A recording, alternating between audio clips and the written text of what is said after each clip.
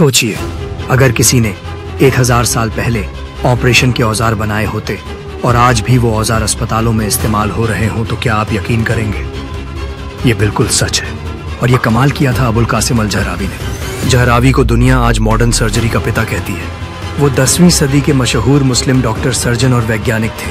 उनका जन्म 936 ईस्वी में कोर्डोबा, स्पेन में हुआ था, जब वहाँ शिक्षा और तरक्की का जमाना था। जहरावी ने सर्जरी पर 30 हिस्सों में एक किताब लिखी थी जिसका नाम था अल तसरीफ। ये किताब 500 साल तक यूरोप के मेडिकल कॉलेजों में पढ़ाई जाती रही। इसमें उन्होंने सीजेरियन डिलीवरी, टूटी हड्डियों का इलाज और दांतों की बीमारियों के बारे में भी लिखा था। उन्होंने 200 से ज्यादा सर्जरी के औजार बनाए, जैसे स्कैल्पेल, फोर्सेप्स और कैथेटर। इनमें से कई आज भी अस्पतालों में इस्तेमाल होते हैं। वो सिर्फ डॉक्टर नहीं थे, एक बेहतरीन टीचर भी थे। उनका मानना था एक अच्छे डॉक्टर का दिल दया से भरा होना चाहिए। आज जब हम आधुनिक ऑपरेशन और मेडिकल टूल्स की बात करते हैं तो उसकी बुनियाद जहरावी के ज्ञान पर टिकी होती है। जहरावी हमें सिखाते हैं कि अगर इंसान को ज्ञान से प्यार हो और लोगों की सेवा का जज्बा हो तो उसका काम 1000 साल बाद भी दुनिया याद रखती है। अस्सलाम वालेकुम दोस्तों, आप जब कभी किसी दवाखाने गए हो या फिर आपने टीवी पर या मोबाइल पर किसी को ऑपरेशन करते देखा होगा या किसी का इलाज करते देखा होगा तो हो सकता है आपके जहन में ये ख्याल आया होगा कि ऑपरेशन पहली मर्तबा किसने किया, या किसी की हड्डियों को टूटने के बाद जुड़ाते हुए अगर आपने देखा होगा तब भी आपके जहन में ख्याल आया होगा कि ये इस तरह से जो जुड़ाया जा रहा है, प्लास्टर किया जा रहा है इसका, तो इससे पहले सबसे पहले किसने किया होगा? जाहिर सी बात है, इंसान के जहन में सवाल आते हैं और सवाल आना भी चाहिए। सवाल आना अच्छी बात है। तो आज मैं आपको बताऊंगा कि सबसे पहले जो है ऑपरेशन सर्जरी किसने की थी, कौन था वो जो हड्डियों को जुड़ाया करता था, है ना, बहुत सारे चीजें उसके बारे में। तो मैं आज आपको बताता हूँ फादर ऑफ सर्जरी के बारे में, जिसने सबसे पहले सर्जरी की, ऑपरेशन किया, उसके बारे में मैं आपको बताऊंगा। और वो कौन है? वो है अबुल कासिम ज़ोहरावी।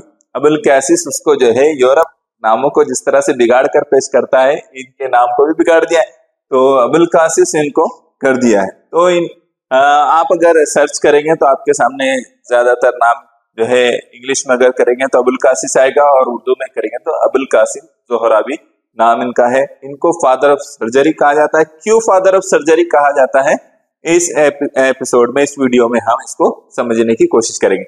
इससे पहले उनके बारे में कुछ एक मुख्तसर सी बातें मैं आपको बता देता हूँ। ये उनकी तस्वीर एकदम हतमी तस्वीर नहीं है, बल्कि उनका एक खाका बनाया गया है जो अंदाजे से है, मैंने उसको यहाँ मेंशन कर दिया हूँ।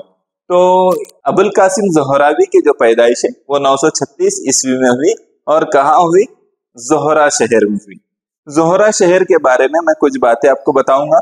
उससे पहले मैं आपको ये बता देता हूँ कि ज़ोहरा शहर कहाँ पर है। तो ज़ोहरा उंदुलुस में आता है और ये पहले मुसलमानों की एक मतलब एक स्टेट हुआ करती थी, इलाका हुआ करता था। मुसलमानों ने यहाँ कई 100 साल तक हुकूमत की। अब उसका नाम स्पेन है और ये मुस्लिम सकाफत का एक बड़ा मरकज था। मैं उसके बारे में आपको बताता हूँ। ये वो इलाका है स्पेन का जिसको मैंने आपके सामने बताया, और ये कुर्तुबा, यहाँ पर आप कुर्तुबा को देख सकते हैं।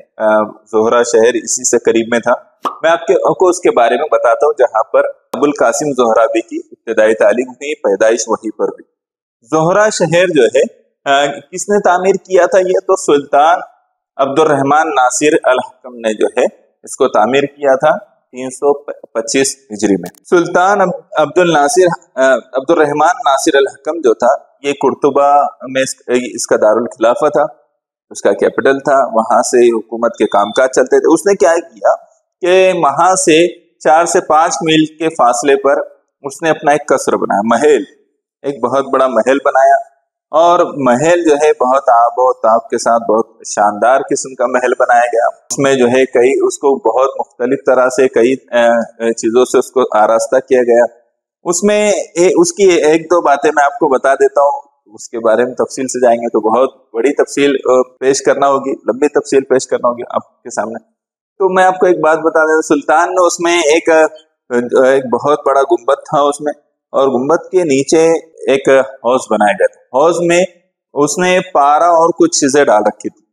जब किसी को अपनी नशिस्त में सुल्तान घबराहट का शिकार करना चाहता था तो वो अपने गुलामों का एक इशारा करता और गुलाम उसमें एक तरह की हलचल पैदा कर देते, जिससे बिजली की सी रोशनी होती, चमक होती, और जो है तबीयत जो है, सामने वाले की तबीयत घबरा उठती थी, गोया यूं महसूस होता था कि अब ये कसर जो है गिर जाएगा। ऐसे ही बहुत कई बातें उसकी गुंबद में पहले तो बनाते हुए सोने और चांदी की ईंटों का इस्तेमाल किया गया, लेकिन फिर वहां के उलमा ने और जो वहां के लोग थे, अहले इल्म थे, उन्होंने जब उस पर तनकीद की तो बादशाह ने उसको तोड़कर सादी ईंटों से उसकी गुंबद को बनाया। तो ये जोहरा शहर कैसे बसा, तो पहले तो वहां एक बादशाह ने, हुक्मरान ने जो है अब्दुर्रहमान नासिर ने अपना एक महल बनाया था। बाद में उसके अतराफ में लोग बसते गए तो एक शहर वजूद में आ गया, पूरा एक शहर बन गया। आज वो मतलब आज उसका नाम कुछ दूसरा है, उस वक्त एक अज़-ज़ोहरा नाम से जो है बेहतरीन शहर था, कुर्तुबा से बिल्कुल करीब में। और ये ज़ोहरा शहर बहुत शानदार शहर था। कहा यह जाता है कि लोग जो है इसकी रौनक देखकर हैरान हो जाते थे। कई सौ मसाजिद उसमें थे, कई हमाम खाने, कई लाइब्रेरियां उसमें मौजूद थी। शिफा अस्पताल के बारे में उसमें कहा जाता है कि 50 सरकारी अस्पताल उसमें हुआ करते थे और लाखों की तादाद में लोग वहां आकर रहने लगे। तो इतना खूबसूरत शहर बन गया कि लोग उसको देखने के लिए आते थे। वहां पर कई तरह के पार्क वगैरह जो है बनाए गए थे। उससे करीब जो शहर जो दारुल खिलाफत था वो कुर्तुबा था। कुर्तुबा तारीख में काफी मशहूर है, आपने भी ये नाम सुना होगा। कुर्तुबा 2-3 एतबार से मशहूर है। एक तो स्पेन का दारुल खिलाफा, उंदुलुस का दारुल खिलाफा होने की हैसियत से ये मशहूर है, और दूसरा ये बहुत खूबसूरत शहर था। इसको जवाहिरुल आलम जो है कहा जाता है, यानी ये समझ लीजिए कि पूरी दुनिया का हीरा, पूरी दुनिया का जौहर उसको कहा जाता था। इतना खूबसूरत शहर था।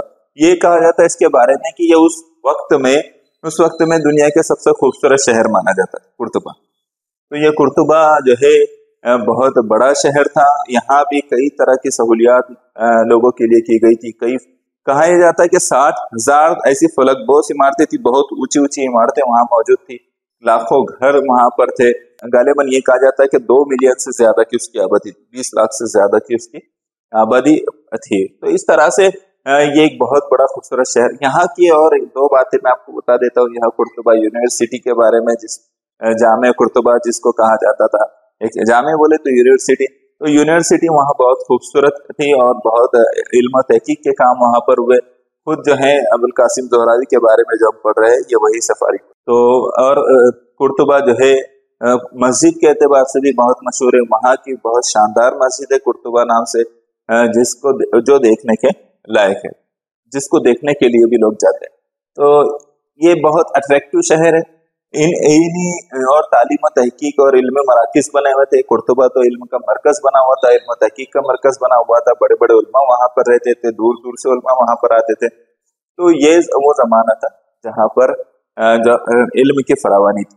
ऐसे हालात में अबुल कासिम ज़ोहरावी की पैदाइश हुई, उनका बचपन वहीं पर रहा। उन्होंने इब्तिदाई तालीम भी वहीं पर हासिल, मुख्तलिफ उलूम की में महारत उन्होंने हासिल की। यहाँ पर एक नाम और लिखा है, ये उंदुलुस जो फतेह किया था तो वो तारिक बिन ज़ियाद ने फतेह किया था। आप तारीख में इसको जो है पढ़ सकते हैं। तारिक बिन ज़ियाद ने उसको फतेह किया, किस तरह खूबसूरत तरीके से उन्होंने उसको फतेह किया। ये बहुत अपने एक शानदार तारीख। हमारी तारीख को जो है पढ़ना चाहिए, अपनी तारीख का गहरा मुताला होना चाहिए, और अपनी तारीख की हिफाजत भी हम पर ही आती है कि हम मिलकर ही अपनी तारीख की हिफाजत भी कर सकते हैं। हिफाजत करने का मतलब ये नहीं कि उसको संभाल कर रखे, बल्कि उसको मालूम करना, दूसरों तक पहुंचाना, ये बहुत है। उसमें कोई गलत चीजों की आमेजिश नहीं होने देना, ये उसकी हिफाजत है। अब आइए मैं अबुल कासिम ज़ोहरावी के जो कारनामे हैं मैं आपको बताता हूँ। अबुल कासिम ज़ोहरावी जो है बहुत बड़े तबीब थे उस जमाने के। उनके इतने कारनामे हैं कि उनको फादर ऑफ सर्जरी कहा जाने लगा। आप अंदाजा लगा सकते हैं कि फादर ऑफ सर्जरी कहा जाने लगा बोले तो आप कितने कुछ कारनामे होंगे उनके, यूं ही ये लक़ब नहीं दे दिया जाता। तो मैं उनके कुछ एक बातें जो है आपको बताता हूँ। सबसे बड़ा कारनामा उनका यह था कि उन्होंने एक किताब लिखी तिब पर, मेडिकल फील्ड पर उन्होंने एक किताब लिखी, और वो किताब थी अत-तशरीफ। इसका बहुत बड़ा नाम है, इसका एक हिस्सा ये था। तो उन्होंने जो है 3 हिस्सों पर मुश्तमिल थी। इसकी जो है 30 तकरीबन 30 जिल्दें कहा जाता है। इसके 30 जिल्दें थी, 30 पार्ट में थी, वॉल्यूम्स में। तो ये जो है इतनी ज़ख़ीम, इतनी बड़ी किताबें थी जिसमें 2 तरह की चीजों पर उन्होंने काम किया।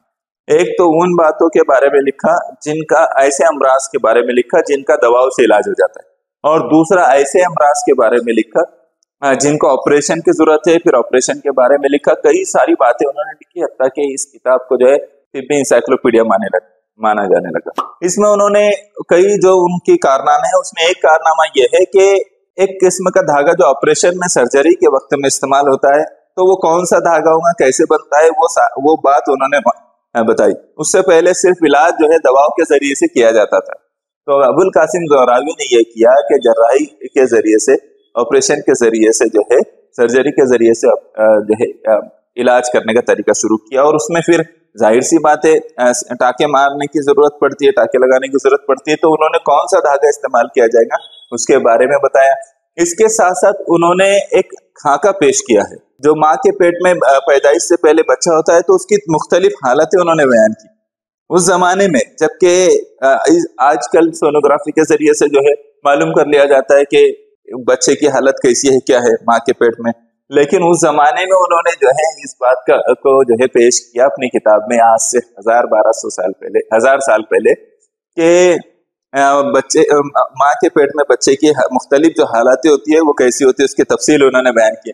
इसके साथ साथ उन्होंने और एक बहुत अहम बात बयान की है जो मेडिकल फील्ड में बड़ी अहम है।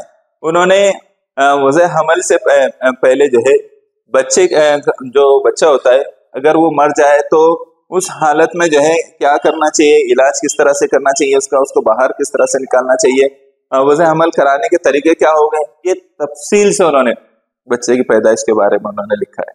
उस जमाने की बात चल रही, 1000 साल पहले की बात चल रही। तो इस तरह उन्होंने बहुत अहम बातें उन्होंने बताई। एक्टोपिक हमल के बारे में उन्होंने तफसील से बयान किया। हाँ, और एक बहुत बड़ी बीमारी जो आज भी मौजूद है, हेमोफीलिया। हेमोफीलिया के बारे में कहा जाता है कि ये दुनिया की बड़ी खतरनाक बीमारियों में से एक बीमारी है, जिसमें ये एक तरह का खून का मर्ज है और मौरूसी मर्ज है, बाप से बच्चों में जो है दाखिल होता है। लेकिन मैं आपको इस बारे में एक बात बताऊं कि हेमोफीलिया जो है ये औरतों को नहीं होता है, औरतों के जरिए ट्रांसफर हो जाता है, लेकिन औरतों पर उसके असरात जाहिर नहीं होते, मर्दों पर ही उसके असरात जाहिर होते हैं। और ये खून के जमने जैसी एक बीमारी, बहुत खतरनाक बीमारी है। इसमें जो है पेशेंट बहुत मतलब उसको जख्म लगना बोले तो उसकी जान जाने के जैसा हो जाता है। तो उन्होंने उसके मौरूसी नौइयत उसकी बयान की। हेमोफीलिया के इलाज उन्होंने उस वक्त में जो है उसके तफसील उन्होंने बयान की। उन्होंने जो तरीके बयान किए थे उसमें जो हमल से मुतालिक जो है, बच्चे की पैदाइश से मुतालिक जो उन्होंने तरीके बयान किए, तो उन तरीकों की मदद से एक चीज वाज़ेह तौर पर हुई कि जो आमतौर पर बच्चों को पैदा करते हुए बच्चों की पैदाइश के वक्त माओं का इंतकाल हो जाया करता था, कई अमवात हो जाया करती थी, कई मौतें हो जाती थी। तो इन्होंने जो तरीके बताए उसके बाद से जो है माओं की वो अमवात का, मौतों का सिलसिला कम हो गया, उसमें किसी तरह से कमी है। इसके साथ एक और इलाज उन्होंने जो है बयान किया और उसका ऑपरेशन उन्होंने किया, बवासीर जो हो जाता है, तो बवासीर का उन्होंने इलाज किया। उसके जो मस्से आ जाते हैं उसको काटने का तरीका उन्होंने उस वक्त बताया, बल्कि उसके ऑपरेशन उन्होंने किए। फिर टूटी हड्डियों को जोड़ने का तरीका उन्होंने बताया, टूटी हड्डियों को जोड़ना शुरू किया। इसके साथ साथ जो जोड़ उतर जाते हैं, ये सरक जाती है ना, तो उसको चढ़ाने का तरीके। फिर जो माऊ फुजू को काटने, यानी जो जिस्म का जो हिस्सा सड़ जाता है जिसको काटना पड़ता है, तो उसके भी तरीके उन्होंने बताए, बल्कि वो उन्होंने बाकायदा किया और उसके बाद उसको अपनी किताब में तफसील के साथ लिख कर रखा उन्होंने। इसके साथ साथ उन्होंने जो है, अगर एक बात मैं कहूँ कि उन्होंने सर्जरी में आज जो कुछ इस्तेमाल होता है उसका 90% जो है उन्होंने बयान कर दिया उस जमाने, उसमें 10% का ही कुछ इजाफा हुआ हो। यानी जो आलात उसमें इस्तेमाल होते थे, जिस तरीके को अप्लाई किया जाता है, वो सारी बातें उन्होंने उस वक्त बयान कर दी। उनकी किताब में ये सब मौजूद है। 90% चीजें आज के ऑपरेशंस, जितने ऑपरेशंस किए जाते हैं, उन्होंने ऑपरेशन में जो है एक और खास बात बताई कि कौन कौन से ऐसे मर्ज है जिनका ऑपरेशन करना चाहिए। ये भी तफसील उन्होंने बयान कर दी कि कौन कौन से मर्ज है जिनका ऑपरेशन करना चाहिए, और वो भी सर से पैर तक कौन से है। जैसे उन्होंने हलक में जो टॉन्सिल्स आ जाते हैं, गुदूद का बढ़ जाना, वो टॉन्सिल्स का इलाज उन्होंने, आंख में जो मोतियाबिंद हो जाता है, मोतियाबिंद का मर्ज होता है आंख को लेकर, तो वो उसके बारे में, फोड़े फुंसियों के बारे में। इसके अलावा में उन्होंने जो है एक और बहुत बड़ा उनका कारनामा यह है कि उस जमाने में उन्होंने ऑपरेशन करने के 100 से ज्यादा आलात बनाए, चीजें, है ना, इंस्ट्रूमेंट आप उसको कह सकते। तो बहुत से उन्होंने 100 से ज्यादा आलात बनाए। वो क्या करते थे कि अपने जो है अपनी डायरी में उसके खाके बनाते थे, खूबसूरत खाके बनाते थे, और उन खाकों को जो है माहिर कारीगरों के हवाले करते थे और बेहतरीन फौलाद के जरिए से वो उसको बनाने का काम करते थे। तो ये इस तरह से ऑपरेशन के 100 से ज्यादा आलात उन्होंने बनाए और वही आलात जो उन्होंने बनाए थे आज भी वैसे ही इस्तेमाल होते हैं। आज भी ऑपरेशन में उन आलात का इस्तेमाल किया जाता है। कौन से आले का किस तरह से इस्तेमाल करना चाहिए ये भी उन्होंने बताया। तो उन्होंने जो है सर का ऑपरेशन, दिमाग का ऑपरेशन, गुर्दे का ऑपरेशन, पेट का ऑपरेशन, पेट में जो आंतें होती हैं आंतों का ऑपरेशन, इन सब के तरीके और उसूल उन्होंने बताए। इवन इनके खाकों के जरिए से भी वाज़ेह किया कि किस तरह से इन ऑपरेशंस को करना चाहिए। आज से 1000 साल पहले ये इतने सारी चीजें। फिर उन्होंने जो कैंसर का मर्ज है उसके ऊपर भी उन्होंने उस जमाने में तहकीक की और उस पर काफी तफसील से बताया। एक अहम बात ये बताई कि कैंसर में जो है जो फोड़े हो जाते हैं जिस्म में, तो उन फोड़ों को जो है छेड़ना नहीं चाहिए। अगर वो उनको छेड़ा जाए तो वो उससे जो है मौत हो सकती है और वो बहुत ज्यादा खतरनाक हो सकते हैं। आंख इंसान के नाजुक तरीन जगह है जिसका ऑपरेशन के तरीके भी उन्होंने बताए। आंख की कितनी सतह है, आंख का ऑपरेशन किस तरह से किया जाना चाहिए, कौन से आलात का इस्तेमाल करना चाहिए, ये तरीके भी उन्होंने बताए। इवन ये के हत्ता के उन्होंने जो है ऑपरेशन किस जगह पर करना चाहिए, ऑपरेशन के लिए किस तरह से मरीज को तैयार किया जाए, ऑपरेशन करते हुए क्या क्या अंदेशे और खतरात हो सकते हैं, ये भी उन्होंने बताया। कौन कौन से आलात इस्तेमाल करना है ये भी उन्होंने बताया। और एक अहम बात, आजकल आपने देखा होगा कि ऑपरेशन करते हुए बेहोश किया जाता है, एनेस्थेशिया का इंजेक्शन दिया जाता है। तो वो इंजेक्शन उस जमाने में उन्होंने उसको बताया कि किस तरह से मरीज को जो है बेहोश करना चाहिए। उस जमाने में उन्होंने आज से 1000 साल पहले उसको बताया कि मरीज को बेहोश करना क्यों जरूरी है और किस तरह से ये सब किया जा सकता है ऑपरेशन के बारे में। इवन ये कि उन्होंने आज जितने कुछ ऑपरेशन होते हैं ये सारी तफसील उन्होंने उस जमाने में बयान कर दी। ये वो इंसान है जिन्होंने सर्जरी में बेशुमार काम किए। मैं उनके पूरे कामों को गिना नहीं पाया। 30 जिल्दों में जो किताब लिखी गई है उसमें जो कारनामे उनके हैं, जो कुछ उन्होंने तफसीलात बयान किए, मैं उसको 30 मिनटों में नहीं बयान कर सकता हूँ, इतनी तफसील। और ये वीडियो को तवील करना भी मकसूद नहीं है। तो आपको कुछ एक चीजें बताना जरूरी है ताकि आप अपने हदफ की तरफ बढ़े और ये जाने कि किस तरह लोगों ने बड़े काम किए हैं, किस तरह वो सिर्फ मौजूद चीजों पर इक्तफा करके नहीं बैठ गए, इत्मीनान करके नहीं बैठ गए कि हाँ इतना है। आजकल क्या होता है, एक शख्स अगर डॉक्टर बनता है, UMS, BHMS, MBBS, MD वगैरह, तो वो अपने पढ़ाई के जमाने में, एजुकेशन के जमाने में, एकेडमिक ईयर में जितना कुछ पढ़ लेता है, बाद में उसकी ज़हमत गवारा नहीं करता कि कुछ नई बातें भी मालूम की जाए, कुछ नई तहकीकात भी की जाए, कुछ नए तजुर्बात भी किए जाए, नए इलाज दरियाफ्त किए जाए। इस तरह की कोशिशें नहीं होती। लेकिन इस बात की कोशिश होनी चाहिए कि हम जब किसी फील्ड में आ गए हैं तो उस फील्ड में आने के बाद हम नई तहकीकात जारी रखें, नए इलाज करें, नए दरियाफ्तें करें, नए तजुर्बात करें और मरीजों को जो है बेहतर से बेहतर तौर पर शिफा दिलाने की कोशिश करें। शिफा अल्लाह रब्बुल इज्जत के हाथ में, कोशिश करना अपने हाथ में। तो आप इस बात का ख्याल रखें कि आप जब कभी डॉक्टर बनेंगे, कुछ बच्चों ने मुझे कमेंट किया है कि हम डॉक्टर बनने वाले हैं और हम ये करेंगे, मुख्तलिफ चीजें बच्चों की तरफ से आ रही है, मैसेजेस आ रहे हैं और कॉल्स भी आ रहे हैं। तो ये जो है आप कुछ तय कीजिए और तय करने के बाद जो है उस फील्ड में माहिर बनने की कोशिश कीजिए। सिर्फ डॉक्टर बन जाए आप, हमको ये बहुत सारे डॉक्टर दुनिया में, डॉक्टरों की कमी नहीं, लेकिन वो डॉक्टर बनिए जो इंसानियत के लिए नफा बख्श हो, ऐसे इलाज पेश करे जो किसी ने नहीं पेश किया। हम ये चाहते हैं कि आपके जरिए से ऐसी चीजें आए, वरना आप डॉक्टर बन जाएंगे तो कोई बड़ा कारनामा नहीं होगा। दूसरे भी बहुत सारे डॉक्टर हैं, आप इंजीनियर बन जाएंगे, आप जो है कुछ और बन जाएंगे। तो हम ये चाहते हैं कि आप ऐसे काम अंजाम दें कि जो इंसानियत के लिए नफा बख्श हो, उनकी भलाई के लिए हो। चलिए ये आखिर बात उनकी जान लेते हैं कि उनका इंतकाल जो है कब हुआ, 1013 में। अब आप प्लान कीजिए, आपने प्लान तो कर लिया होगा, इतने सारे वीडियोस आपके सामने अब तक आ गए हैं, प्लान कर लिया होगा, लेकिन आपने इस बात को अपने सामने लिखकर लगा लेना है कि आप दुनिया को क्या देने वाले हैं। हो सकता है आप दुनिया के नोबेल विनर बन जाए, नोबेल प्राइज आपको मिले, क्योंकि कई बड़ा अरसा गुजर गया है नोबेल प्राइज विनर्स जो साइंटिस्ट की लिस्ट में जो है मुसलमानों का नाम नहीं। तो आप जो है वो बनिए जिनको नोबेल प्राइज मिले, वो बनिए जिनको दुनिया जो है ता कयामत याद रखे, जिनके कारनामों से फायदा उठाए, जिनसे बड़ी इंसानियत का बड़ा तबका जो है फायदा उठाए। और उस चीज को लिखकर आप अपने घर के सामने, अपने जो घर में जो है, जो आपके स्टडी टेबल है उसके सामने लगाइए, आपकी जो डायरी है उसके सरे वरख पर उसको लगाइए और दिमाग में बार बार याद करते रहिए कि आपको क्या बनना है और आपको क्या देना है इस दुनिया को। लेने वाले मत बनिए, देने वाले बनिए। अभी आपके लेने की उम्र है, आप लेते रहिए, लेकिन आपको देना भी है, आप देने वाले बनना है। इस बात को ख्याल रखिए। इंशाल्लाह आप जरूर जो है दुनिया को कुछ कंट्रीब्यूट करेंगे और आपके जरिए से दुनिया फायदा उठाएगी, इंसानियत फायदा उठाएगी और आपको ताहयात जो है आपकी जिंदगी के बाद भी आपको जो है याद रखा जाएगा, आपके कारनामों को याद रखा जाएगा, सब कुछ याद रखा जाएगा। चलिए, जज़ाकल्लाह खैर।